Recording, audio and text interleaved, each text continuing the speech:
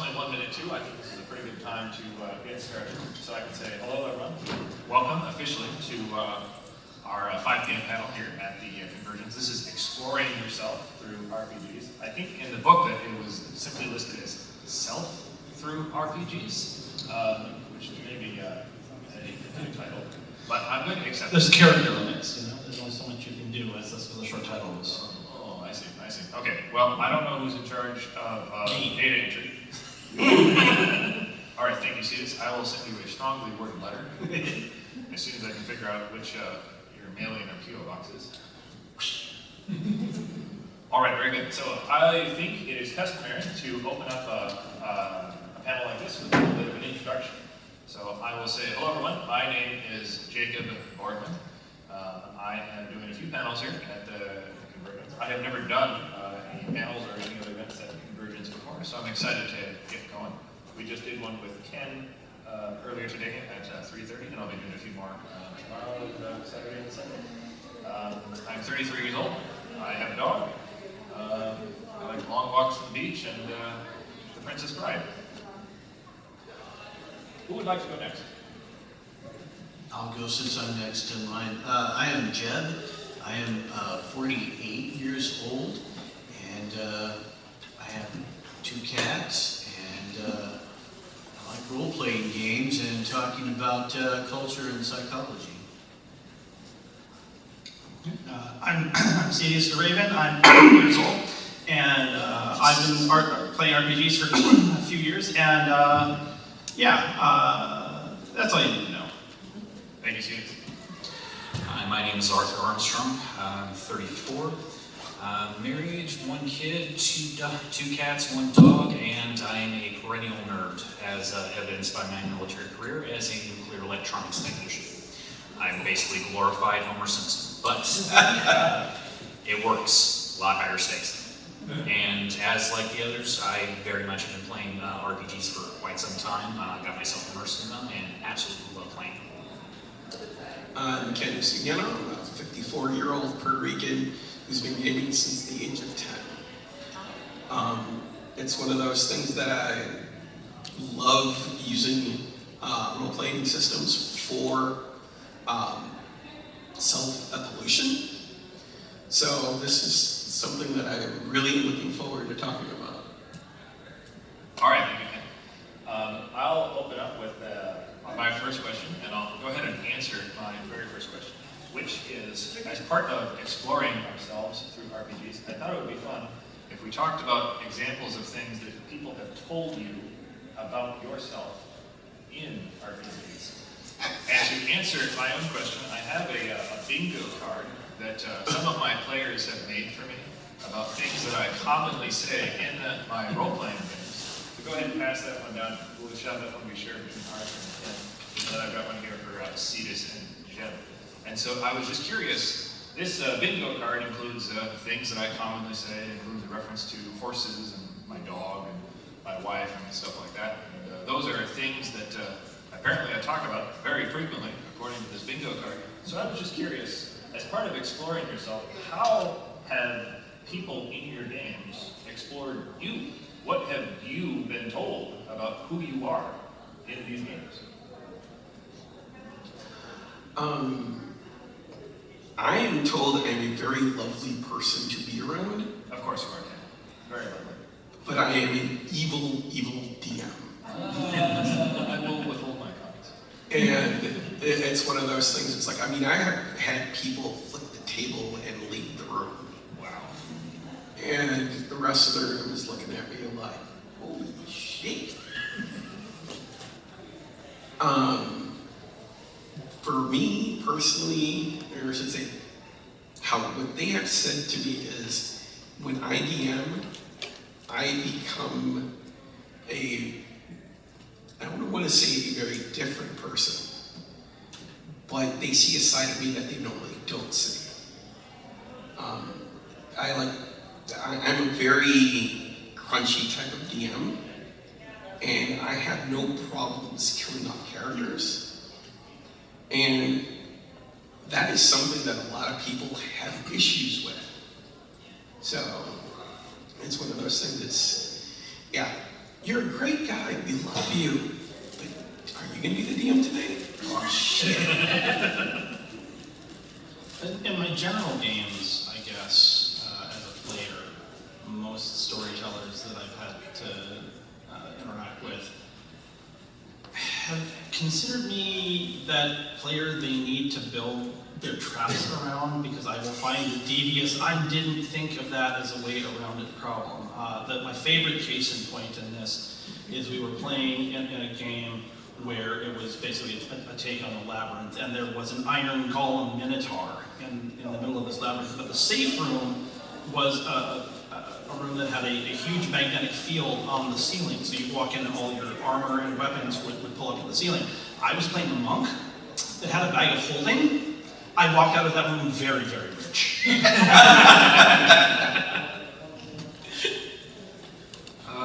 As a player, I've had several groups of friends that I've played with notice a major difference between me. I tend to be a little more talkative as a person when I'm not playing. When they notice me playing, they notice that I'm intently listening to everything that I possibly can. I also am one to really help chime in with the DM if I feel that a little bit of world building might be in order. So I try to be like, are we doing exactly this? Like, we're at this river. Is it something like rushing, raging rapids, or are we doing something just a nice lulling brook? I've had my DM look at me a couple times like, I was not prepared for this, man. Why are you doing this thing? Simple river. You're at a river. Let's go.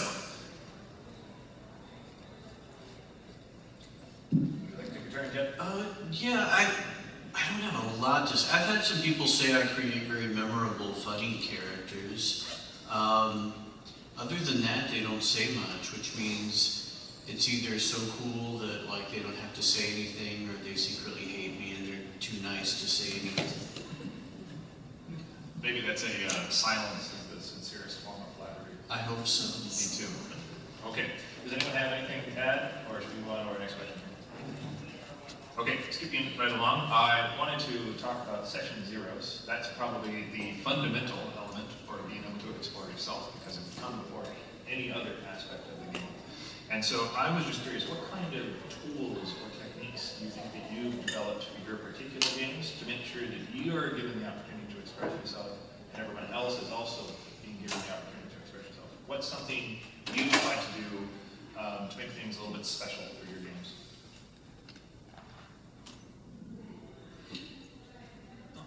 Yeah, no. As a player, one of the first things I ask the DM is I want every bit of role building that he or she may have possibly done at that point. I like having all this, like if there's deep set lore, I want to know it because I want to be able to kind of immerse my character in that, like make them as much a part of that as possible. But I also want to make sure that within that lore that there is, if our major focus is something like here's the broad strokes and here's the finite strokes, I want to make sure that it's like, okay, I'm setting myself in this area. I may not be as familiar with everyone else, but I at least have that frame of reference that I can easily start molding the character however I'm going to, whatever direction I'm going to take it in. I have that point of reference, like I am every man in Smallsville, turn of the century. All right, fundamental. And it drives my DM absolutely up the wall.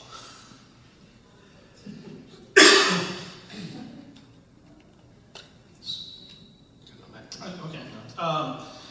I guess for session zero, often because I'm usually more the storyteller than the player, and so those few chances I get to join somebody else's game, either I'm late to the party and they're looking for someone else, and therefore my major question is usually what does the party need, and then once I know what the party needs, how can I twist that? Not necessarily in the bad genie kind of twist, but usually in the bad genie kind of twist because I'm me, but there's oftentimes, most games I walk into tends to like be in need of like a healer. And so do I play a cleric or do I play a necromancer, which is just a cleric with a delayed sense of timing. That's very well put. Cetius, if you find yourself often in a filling role where you're arriving to fulfill some sort of purpose of the party, do you find it annoying ever if a player approaches you with a character in mind before they even know what game you're playing in? No,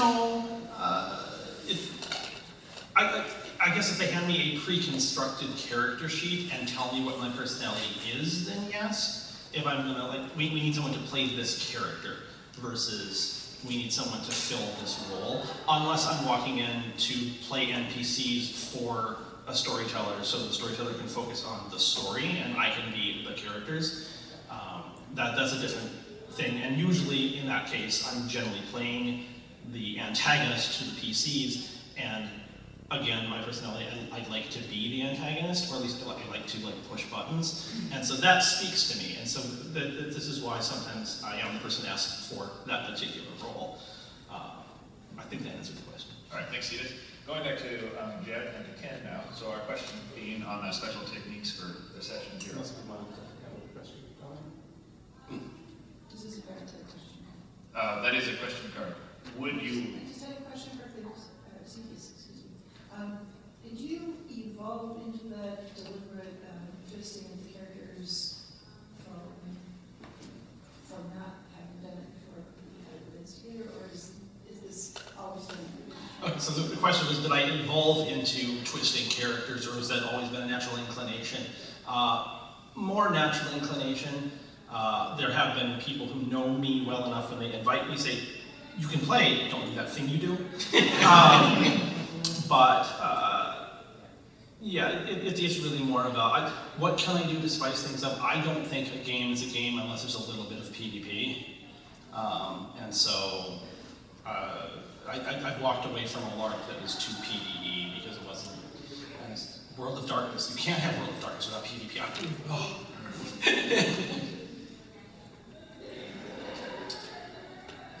Yeah, as a DM,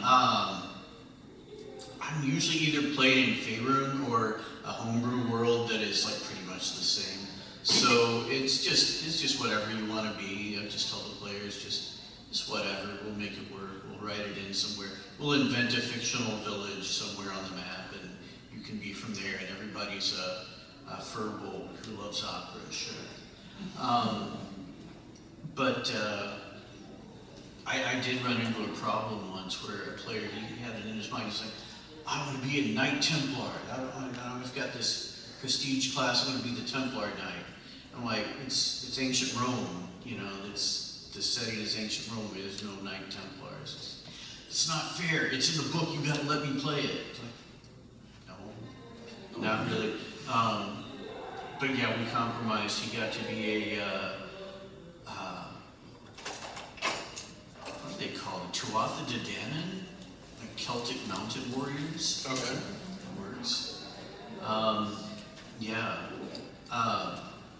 Just give the players the information about the setting. That's what I do. I ask, if I'm a player, I ask the DM for the setting info, because I've usually got 4 or 5 ideas for characters bouncing around, and I just want to make sure that it works in the setting, and I'll shoehorn it in. I'll find a way.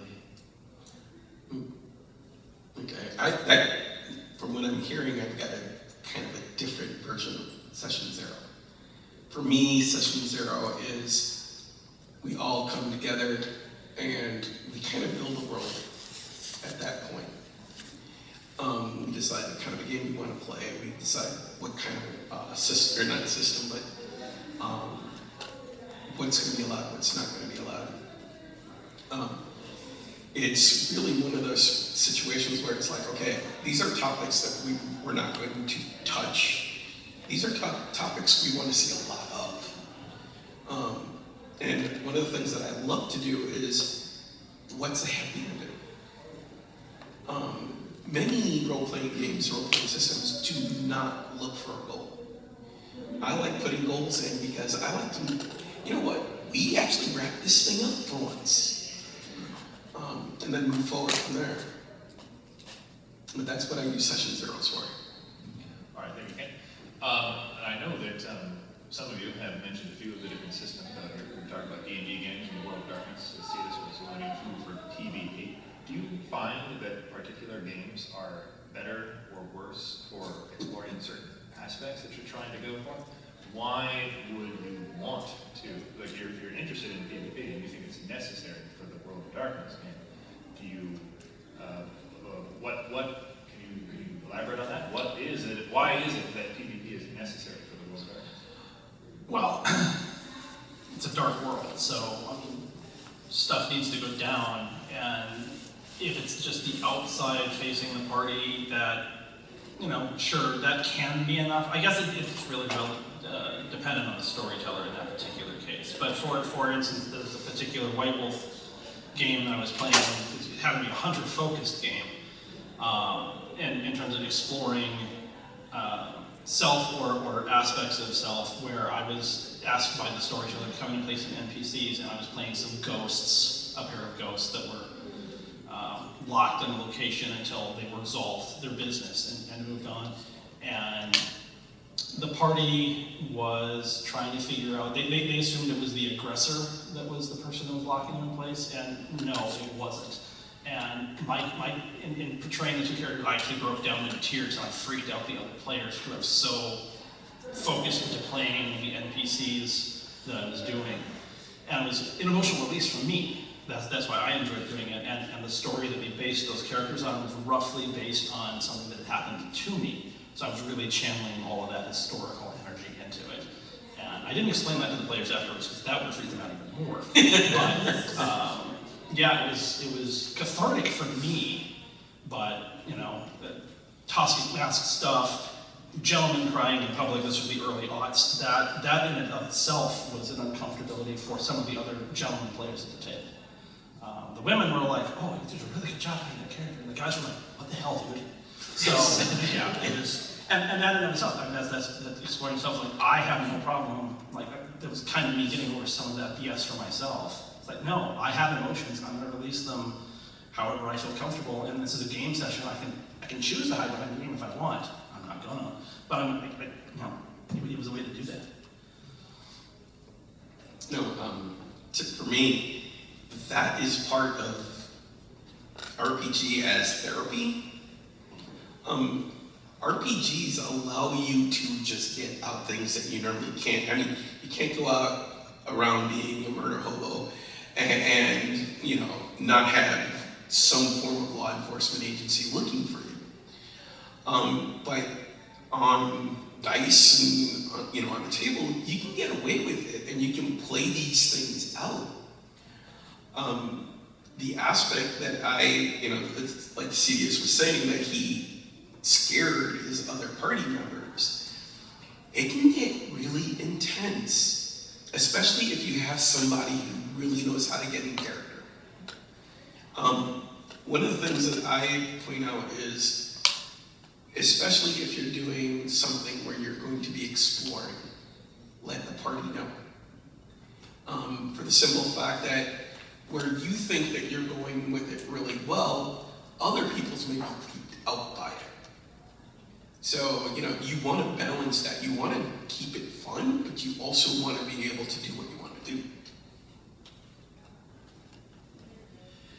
So when it comes to certain game systems and being able to use those to explore yourself a little more advantage, I find some game systems very much lend themselves towards kind of a chill world mosaic experience. If I feel like world building, Numenera, the Cypher system, because it doesn't reward combat as more as it does exploration and discovery about the world, which is prone to aesthetic. I mean, it's at Earth that's 9 billion years into the future, multiple civilizations have fallen, and you have so much that's left that no one knows anything about. So you can have your players explore. It's kind of fun to explore. The combat's there, but if I want that dungeon hack feel, then D&D or Pathfinder are always that kind of the release. But D&D more so lends itself, you can morph that into either a dungeon hack system or really transition into those nice little kind of FMV sequences that we all grew up with in the 90s on computer games. You can be that exploration, you can be that murder hobo, and then you can deal with the consequences, because you went murder hobo. Wait, that was my great-grandfather that you murder hobo. Oops. And then go from there. And it's interesting to have those moments where you can go back with your players and fellow players and kind of explore that. I had joined in on a session for a campaign, and the session I joined in on, the party were fleeing a town and were very nice and evacuated said orphanage, but had to set the orphanage on fire to create enough distraction to leave. And I joined and I brought up, are we going back to this orphanage? Are we helping them? And DM assured me we would. Took a couple sessions back, my character came into a lot of money, but I didn't want anything to do with it and couldn't figure out. I'm like, did we ever go back to that session, to that town? And he's like, no, we did not. And I'm like, well, this is us going back. All of this goes to them, revitalizing the town. If you're gonna be an orphan, this is the town to be in. And being able to kind of have that sense of justice, like saying, I knew this was wrong, but we were able to eventually do that. It's kind of it's an empowering thing to go through an engaged session. Having whatever system you roll with, sometimes having those goals in mind is a great thing, because if you're able to make that work in a session, it really can be just very cathartic on things, going back and being able to right that wrong or get that goal. Thank you, Arthur. Jeb, before you go, I thought I would twist the question a little bit, because we've been describing several opportunities that different games can allow you to express yourself. But I also thought I should also ask, have you ever felt that the game has limited your choices, or otherwise made it challenging and difficult for you to do what you intended to do? Oh yeah, all the time. Tell us more.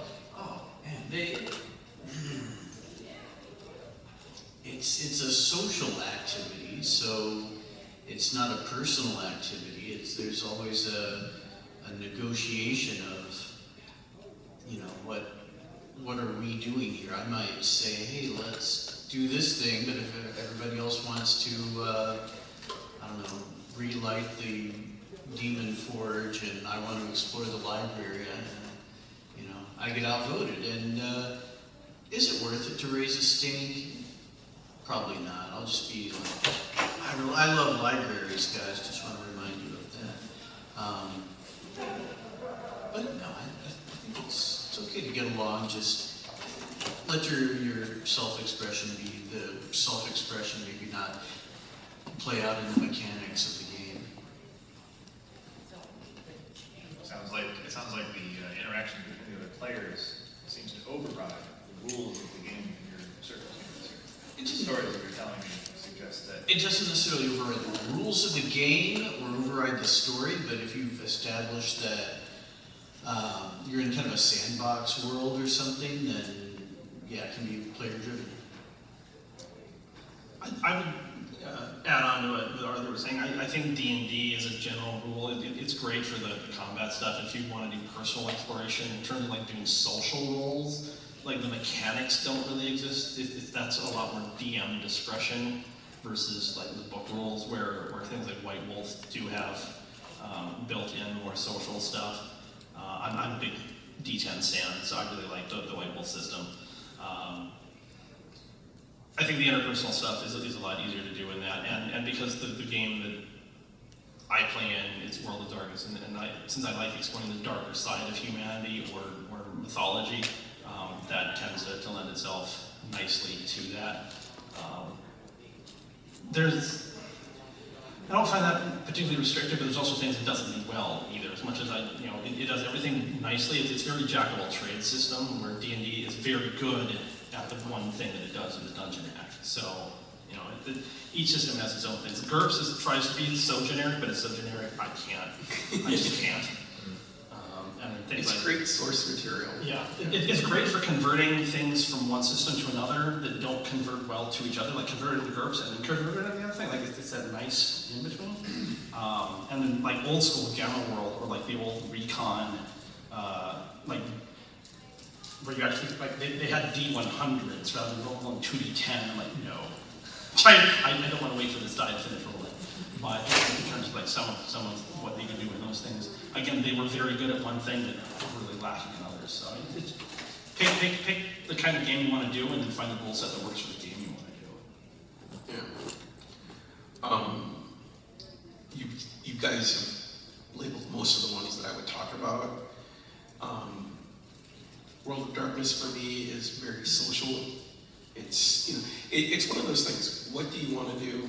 Figure that out, and then find a system that, you know, I don't want to say shoehorns, but fits that dynamic. Way too many times people are trying to force a system to do something that it can't do, or doesn't do well. Or do what I do and just make your own system. That works. Yeah. I have a new topic if you guys are ready. Sure. My next question was going to be, are all player characters self-inserts? And perhaps secondarily, should they be? Do you think a player character would be improved if it has direct corollaries to yourself? I think some of that depends on the expertise of the player. When I was first starting out, I definitely played a character that was only like a step or two away from me. So I played like a lot of sorcerers, I played a lot of clerics. As I've gotten better at things, as I've done storytelling and had to create the NPCs, and therefore had to be characters that, you know, were not me in big ways, it's harder to get into that brain space. You have to get your storytelling hat on, and some people are better at that than others. So I think a lot of it's experience in terms of forcing or encouraging author insert. I don't know that I've ever had a character that didn't have some part of me in it because I was playing the character. But there have been times I've tried really hard. It's like, okay, what would I do? Therefore, the character does not do that. And like, what options do I have in that circumstance? And that, in its own way, was its own exploration of me. Is like, what are the things that I don't usually think about? And that was a really hard game for me. I was playing a ranger, and that is definitely not me. I see very much that there is some self-inserts. When you look at it at the end of the day, playing RPGs is still using an avatar kind of wish fulfillment system. I mean, we all have a goal, but it's what side of us do we want to show at that point that kind of edges it out, and it's what aspects of what we normally show that can shape a character. They don't necessarily often be like straight carbon copy self-inserts, but it's kind of unavoidable to have. I've had to work myself out because I noticed personally I have a pattern with any RPGs, whether it's tabletop or computer, digital. I will tend towards the more lawful characters, and it's, for me, that's kind of fulfillment, and I know a lot of that deals with my neurodivergence. I have a very strong sense of justice, and that kind of plays out there. The times I've had the most difficult experience playing, but still very rewarding, were the times where I forced myself to make a chaotic or evil character, because I know I'm personally bound by those laws, and like Cetius says, like, what would I do? I cannot do that with this character. What would this character do? And it allows me to kind of explore that character as another aspect, like, what would I allow myself to do in that situation? And it's been fun, but it's very difficult playing against book. I find, yeah, against book, because I find that, okay, when it depends on the level and the experience of the gamer. When you're a novice gamer, yes, it is one for one, it's you as the character, because that's the easiest thing for you to understand. I can understand how to swing swords, and my character knows how to swing a sword. It's when you start developing and growing as a player that you start seeing things that the character can do that you don't know. And then you have to give away that control. That's when a lot of people, it gets scary. I mean, story, an actual story that happened to me. I'm dealing with a battalion of army grunts. I'm the GM.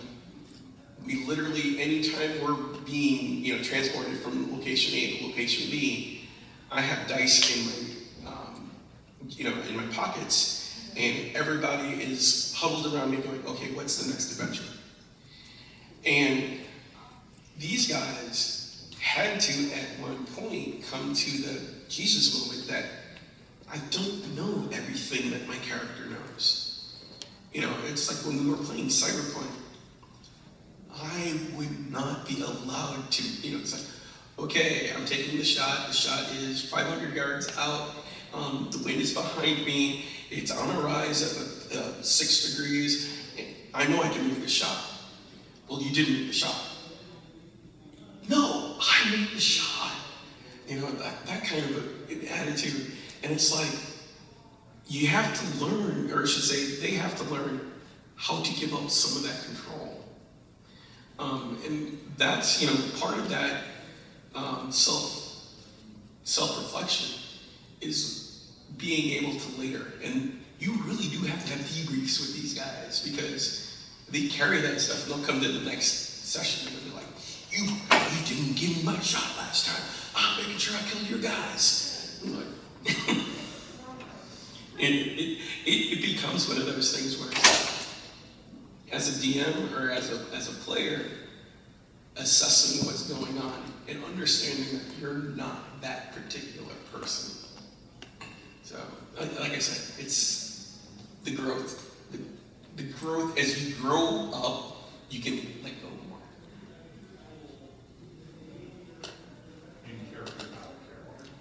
Both. Yeah, because I found that as I grew in my character development, I was willing to let shit go in life that is like, that's not worth that much. Jim, you want to weigh in on the character inserts? All of my characters are completely just me. They're just me. There's some facet of me. I mean, they might be different on the outside, but it's some social role that I play. Compared to one, social group that I'm in, I might be the quiet one. And compared to some other group, I might be the loud one. And I might have like one loud, brash character to represent one side, and one quiet, reserved character to represent another side. They're all just absolutely me. There's one thing I cannot figure out though. In real life, I hate authority. I hate bosses. I hate politicians. I hate anybody telling me what to do. But when I'm playing D&D, I love nothing more than playing like a warlock or a cleric or somebody who's in a monastery, like something like that. Absolutely. I don't know what it means. Well, that is interesting. A few of you have already talked about purposefully going against purposefully going against book and sort of inverting some aspect of your character. So it sounds like your resistance to authority, is a natural aspect of your individual. But when you make characters, you are purposefully accepting authority. You're purposefully listening to me telling you what to do. Yeah. Thanks, Jim. This is volunteer. Well, that's right. Well, we are also performing roles at this very moment. But I'm curious for Cetius and Arthur and company, Ken as well. What are some of those examples of you purposefully going against type? What is something that you definitely decided can't do what Ken would do? I'm choosing to do now what Bob would do, or whoever. Do you have a story example of something you purposefully went against your instincts on? Yeah. One of the few characters I made that happened to be chaotic evil was a small kobold, and I played him in a small little one shot, but I played him very much as abhorrent to anything that wasn't draconics. Like anything else, I even went the entire deal. I just referred to everyone else who wasn't a dragonborn as smooth skins. I just want to emphasize, you said a bull rat? Abhorrent. Abhorrent. Abhorrent, sorry. Yeah, okay. Don't mispronounce the H, I apologize. Okay. So I would go so far as to call them smooth skins, look down on any opportunity I would have to mess with the group. I remember at one point we were in some sort of a scuffle in the tavern.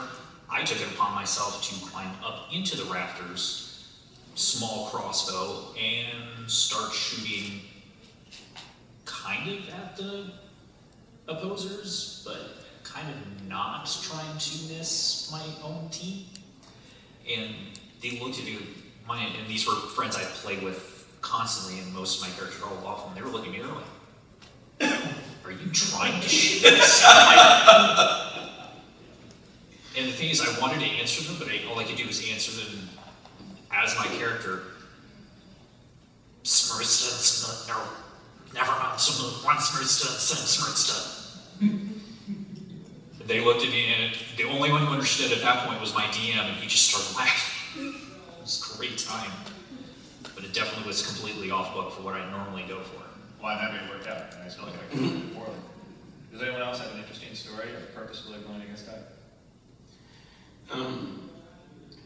Honestly, I had one. I got engaged in his story, and it's like, no, it's choked out. Going against book, going against character, it's hard after a while because, I mean, at least for me, I've been at this for so long that I can break into any character that I need at any moment. I mean, I've got like my Guidos, generic henchmen types that live in my worlds. And where, you know, it's like, because you're constantly shifting between characters in a gaming system, you know, in a game, you gotta be the good guy, you gotta be the bad guy, you gotta be, you know, you gotta be that middle hand. And I mean, honestly, when I was younger, yes. I mean, going against character, I think one of the first times that I played, a zealot cleric. I mean, the whole, you have to pray with me. And I literally had the table just almost pissing their pants laughing. Because if you wanted saving, you had to pray with me. And they're like, okay, you're taking it overboard. And I'm like, yes, but the character's so much fun this way. But anybody who knows me knows Ken is anything far from religious. It's like, he's not that kind of person. You know, separation church and state, all the way. But to play the character, to be in the character, I decided to let it go and just do it. It was one of the first times that I kind of did that. So the rest of the table is laughing. They're like, "Oh my God, you just nailed it so well." I invite everyone to join us later after the panel to lay on hands with Ken. Brother Ken will heal you. We're going to heal him and offer him as many blessings as possible. The only blessing I can immediately offer is Baruch Atah Adonai Eloheinu. Does anyone else have a story of going against type? Well, on a similar vein, I keep mine very generic, but like I also have always been, or at least since I could consciously remember thinking about it in a meaningful way, I've been atheist. And so one of the first gaming groups I got invited to is they needed someone to come in and play the cleric. And that group was mostly friends of mine who I knew all went to the same church. And I'm like, you want me to play the cleric? I get to have my revenge. And so very much like that, I really took embracing the character, and he was an evangelical cleric. I don't remember which deity it was, but it was obnoxious, and I enjoyed every minute of it. But honestly, as I was talking earlier, like one of the things I've done to play against type is like play a ranger, or anytime I have to play a druid. I am definitely not outdoorsy. I'm an indoor kitty. And so my difficulty there, honestly, in playing those characters is I don't have the language to discuss what would an outdoorsman be doing. Like, I've watched enough stuff that I can like fake it a little bit, but anybody who I've gamed with who is an outdoors, like goes camping on the regular, I'll say something or like, you don't know what you're talking about, do you? And I go, no, I don't. And so, you know, it's a fun, quick little out of character break, but they're like, let me help you. And like, we'll adjust a little bit what I was doing, so like, I get the intent, so let's go there. But yeah, I don't have any like good dramatic moments outside that one time that I was the obnoxious as hell cleric. But I do like to embrace, if I'm going to play a cleric, I'm going to be a cleric. But I've not taken it that far since that game. If Cetius is not an outdoorsman, I thought I will offer one personal story.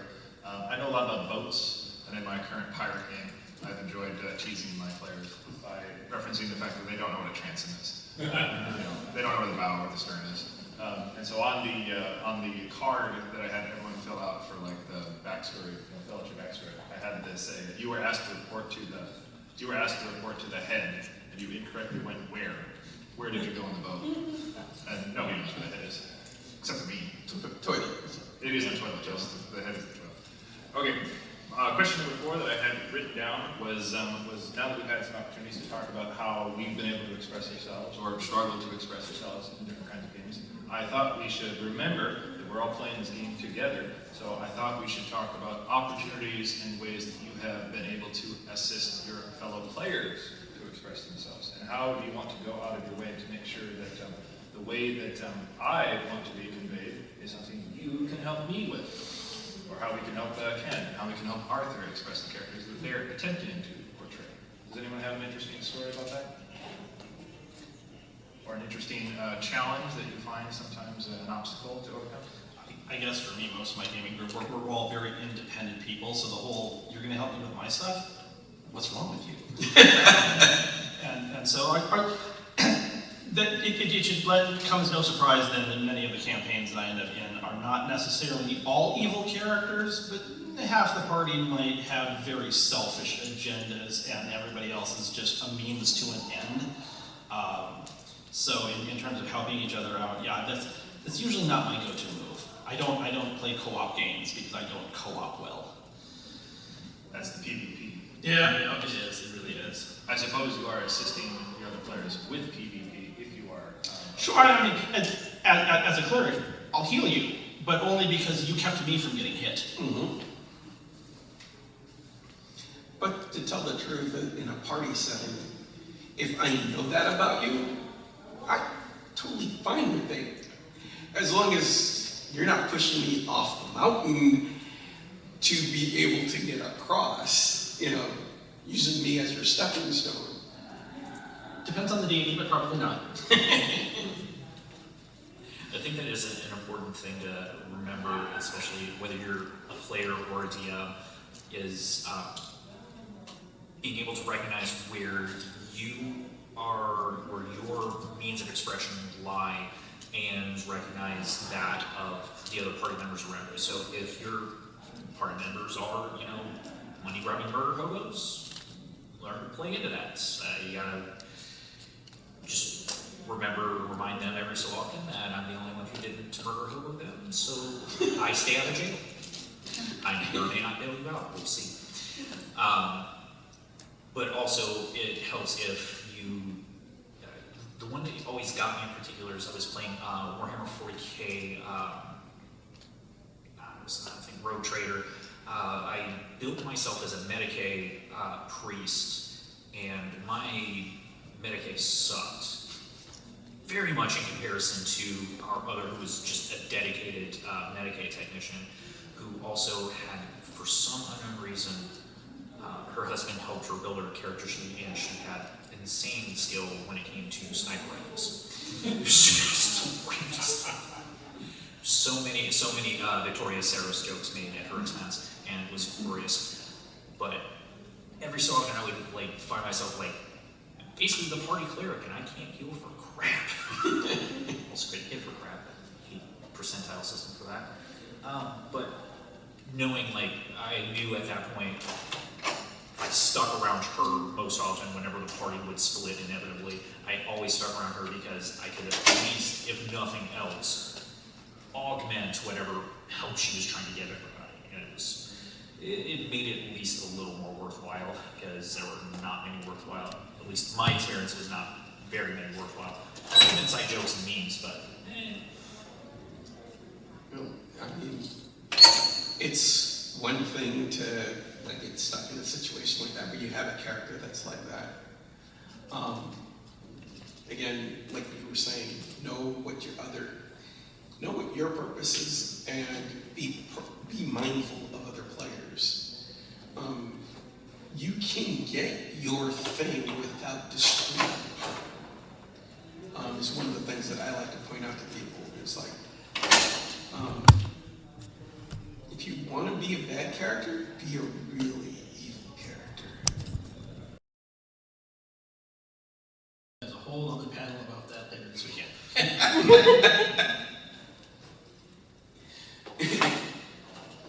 But it ties into this one really nice. I think, Jeb, do you want to take a turn, or should we move on to our final questions? We can move on. Okay. I do want to give some time for the audience questions. Looking at the clock here, I've got 5:45, so we'll hope to try to give at least 10, maybe 15 minutes. But before we go to that, one question I'm going to ask is, having met each other for only 45 minutes now, I was curious who at the table here you feel has that you understand the best. We've all had some opportunities to express ourselves, so having met these people for a short amount of time, who do you have a connection with? Who do you think you want to know more about? Yeah, honestly, all you guys, I wouldn't mind sitting at a table with you guys, throwing some dice, because I think it'd be kind of fun. I mean, Just throw dice at me? Just sit in the chair. Throw dice at me. It can be wild, as we've established, we have like completely different ways of even thinking about the game. I've been writing down what you guys say. I don't see a whole lot of consistency, but at least we have the opportunity to learn more. No, I very much echo Ken's sentiment. I feel that we have kind of a broad enough spectrum, especially with experience and stock characterizations, that I think would be a pretty interesting session no matter what setting we play. Or what setting is chosen. To that effect, I have 3 adult sessions starting tonight, running from 10 to 2, on Thursday, Friday, and Saturday for my game Simplicity. And you'll be properly blessed beforehand. All right, if we are done here with what I've got here prepared for us. Well, I actually had one question I wanted to throw out everyone before we toss it out to the audience. Okay. It's expressed in the panel description. Have any of you ever played an Avatar game where you actually played yourself as the character and not an aspect of yourself, like full-on D&D cartoon from the 80s? I have the game that I was in, again, it was World of Darkness, surprise given that it's me. It was a mage game, and actually one of our friends recused herself from the game because she felt the nonsense the rest of us got up to once we were granted superpowers in the game. She's like, I don't know that I ever want to trust you guys ever. Like, what? Who are you? And like, we're us with superpowers in World of Darkness. What part of this did you not get? But how do you feel that interacting as you with whatever powers or abilities you got in the game, how did that affect the social dynamic of that set of people? Like for me, obviously, we suffered with that one individual. The rest of us were fine, because we understood what we were trying to do, but like, how did that go for the rest of you? One of the most memorable one that I had when the members died. To have your character, you as your character, dead in the scene is like, ah! And I mean, everybody came away having a good time, even the person that died, but in the moment, you could hear a pin drop in that room. Once, it's like, we killed Billy. And it's one of those things where it can be rather kind of traumatic in the moment, because, you're not seeing, you always think that there's going to be something, some hook, some save that's going to happen. These are role-playing games, they're not going to be that crunchy, and it's like, it can happen. So, I think there's something to be said for having more crunchy role play at times, because I think that was kind of the broader appeal of things like Game of Thrones, where anybody was expendable, and I think that's what kind of generated so much buzz about that, is when you have a world where You have this Walking Dead aesthetic. Oh, so much. I could not get into season 1 because everybody I liked was being killed every other season, or every other episode. The worst for me was when that actually, like, I stopped watching that show for I'm quite some going to have a time. conversation about television so that we can have some audience questions. But if you do have something, Arthur, if you want to speak to Yeah, no, it's finding the one player that I remember we had, and he's since corrected himself, but we did have one player session who very much magic user and very much min-maxed everything he possibly could to kind of the detriment of the deal. And it took a while, but our DM finally kind of had it up with the shenanigans, basically like, well, if you're going to be so multiplicitous, basically erased him from that existence, and he had to come back as one of the other aspects of his character, sort of variants. But after that, we realized, like, this is exactly why. You messed around with this artifact, you got the party in trouble, and you now pay the consequences. He was red raging the crap out of you. Yeah. All right, thank you, Arthur.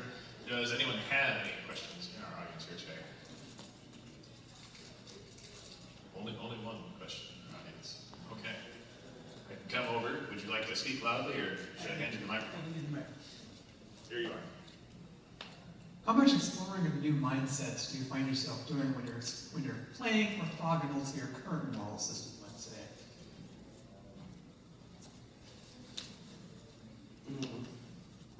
Depends on the setting. I mean, I've played Aliens where you have to really change your mindset. I'm a man, and most of the characters I've ever created are women. To the point where I've been actually told by a women's group that, hey, I play a pretty damn good woman. But it's one of those things, it's training. You know, experiences mold how you interact. Pretty much kind of an echo about anytime you have to, especially if you play a new character and you're so used to playing good characters, it's looking at the setting and knowing what choices you make at that moment and how they can affect. You have to take personally, I have to take a lot of stock in that, knowing the setting I'm in, knowing if I'm going to be a good character or a bad character, and knowing how that may affect everything, even in simple game mechanics. I know there are some systems that if you're bad, yeah, you can be powerful, but you're bad at the cost of everyone else being just as bad as you. It will depend a lot on the flavor of the game that the group wants to play. So again, the session 0, it's like, what do we want to get out of the game? And a lot of the bad genie twisting that I do when I'm asked to play a particular thing is because I generally try to be a good person. I want to interact with my friends in a positive way, but we're playing a game where like we need to create a little bit of tension just to spice things up, make the story fun. It's like, what aspect of myself, like, what impulse that I know that the voice in my head says, I know you want to do this, but you don't for the sake of your social stuff. Turn that off and just, no filter, and just play instinct and don't think about it and just go.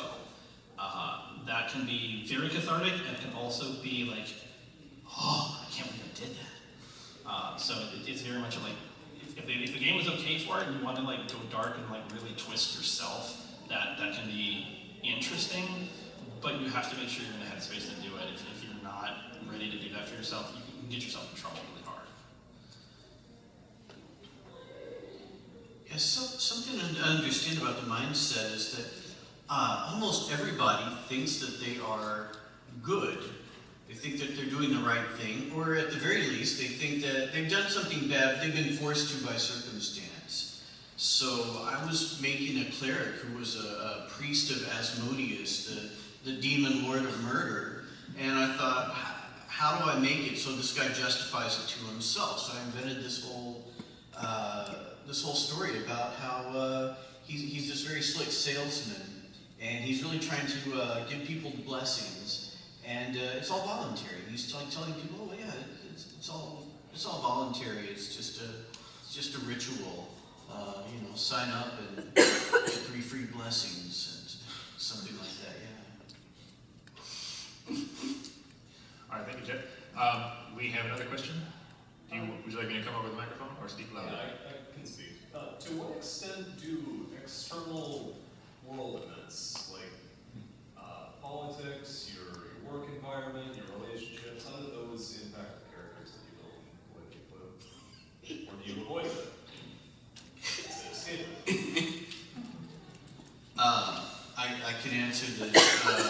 I did write a campaign in which the character's goal was to defeat an evil necromancer, King Glorious, this megalomaniacal king who had giant statues of himself all over his kingdom.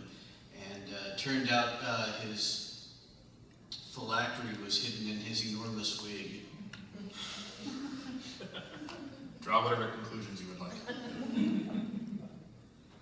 I feel personally for me, the outside world, as much as we try not to let it affect games of good time, if you are with people of a like mindset, it will inevitably kind of skew that way. It doesn't have to be completely overt, but we start doing things, it's always, the phrase amongst my friends is, they're not Nazis, but they're Nazis. So I mean, we throw that in, but it also, I feel sometimes helps when you're stuck on world building or you're trying to think, you know, how would somebody handle this?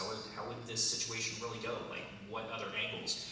And then there's nothing more inspiring than, you know, real life and seeing, oh, given this choice, they did not make the choice I thought they were going to make. All right, well, let's explore this. Well, there's that, and it's also it's cathartic to actually take out your frustration on people in your real life on these imaginary people.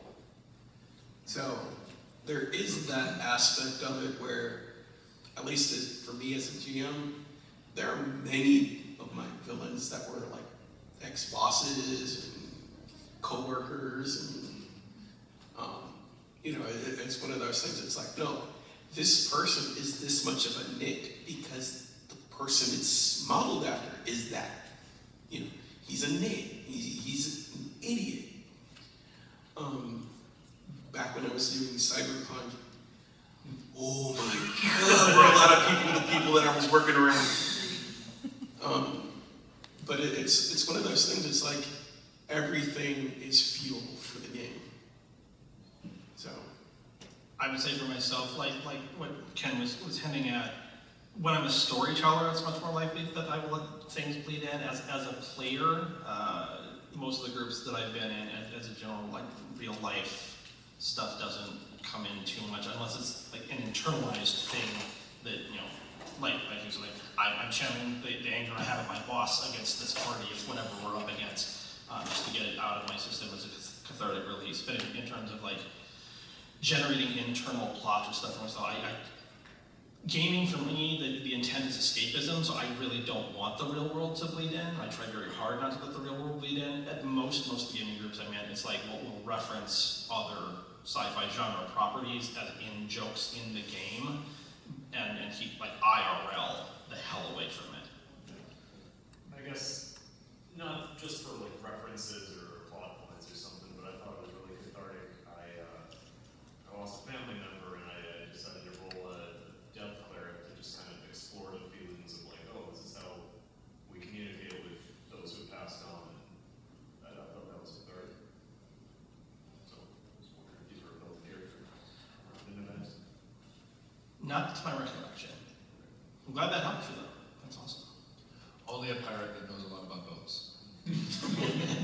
Does anyone have any other final questions, or else maybe I'll indulge myself and answer your question. But I will give one last chance if anyone has something for the panel. All right, then I will become a panelist. And I will say that I actually enjoy using nonfiction primarily as the main source for any role-playing game that I'm using. So I have had players fight Nazis directly because it was fall in London and it was Victorian England versus 1945 Gotterdammer on Berlin. Things got really nasty pretty fast. And then also we have a real world, my current high school game. It's kind of this Buffy the Vampire Slayer kind of thing. The players have just confronted the evil janitor, which is based off a real person named Steve Rousey, and using actual criminals as the perpetrators of whatever crimes the player characters would investigate is something that I like doing. And I had a player interrupt the game and say something like, Jacob, how could you say something so nasty? How could you, where are you digging, this motivation for his evil deeds? And I said, because he's a real person. Steve Rousey did all these things. Steve Rousey put dynamite in people's mailboxes and spraying painted, and slashed people's tires and stuff like that. And he's serving time in prison because he's a real person and he did all these things. And he absolutely, like Jeff had said, justified all of it to himself. So I don't have to dig deep at all. And Steve Rousey is not a character insert. I just have to mimic what somebody else was doing. Does anyone have any final thoughts for our panel? It's been fun. All right, very good. I'll thank you all for joining us. Let's give a round of applause for our